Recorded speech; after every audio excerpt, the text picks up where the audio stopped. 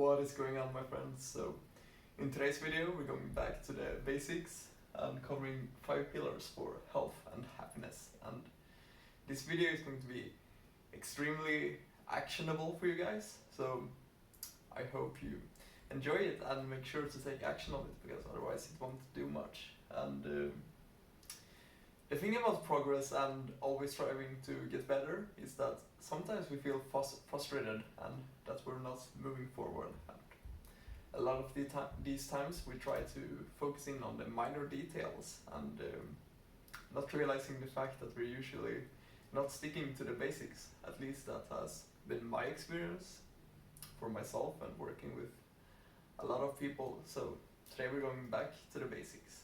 And the first one is simply going to be mindful eating and shopping. So this is extremely important simply because when we're eating these days, and I'm very much guilty of this, is that a lot of our eating is done in front of a device such as the phone, our computer screens, or watching our TVs. And this is pretty bad because we're pretty much mindlessly eating, and the problem is that we're rarely chewing our food enough, and that is going to cause problems in our digestion system. We're not going to get the same enjoyment out of the meal if we would just solely focus on enjoying that meal. Now we're just basically shoving down food down our throats while watching television, and that's a huge problem for many different reasons. And I'm actually going to go into one more thing, and that is going to be mindful shopping. So what's extremely interesting is that in one of the largest studies on people that lost weight and successfully maintained it, one thing that most of them had in common was that their shopping was extremely intentional. They had a grocery list that they followed, so they wouldn't pick up random stuff like that they would feel like having. So I feel like that was a great one, and I'm going to take it one step further and make sure to do your shopping when you're not hungry, because I'm sure we all had that experience when we're going to the grocery store being hungry and we're just picking up a lot of carbs that are necessarily not great for us and doesn't align with your goals. So make sure that you're fed when you're going shopping. And the second one is simply going to be move your body. And it's incredible what physical exercise does for us, and it doesn't matter if it's swimming, walking, cross-country skiing, lifting weights.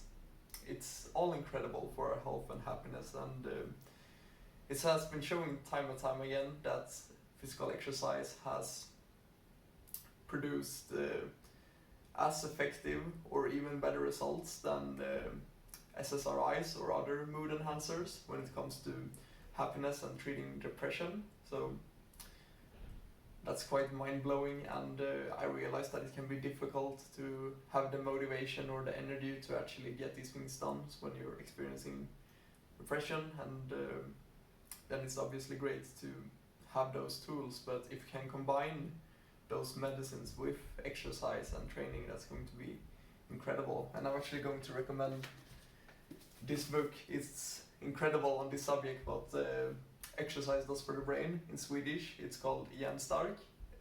It's called I think it's the Real Happy Pill in English, and shout out to Anders Hansén who wrote the book. It's incredible, highly recommend it to anyone that's looking to dive into what exercise does for our mind and bodies further. So it's going to be a big one. And the third one is simply going to be spending time in nature, and for me personally this is one of my greatest ways to spend my life. And there's just something when I'm taking a walk in nature, going outside fishing, or just watching the ocean.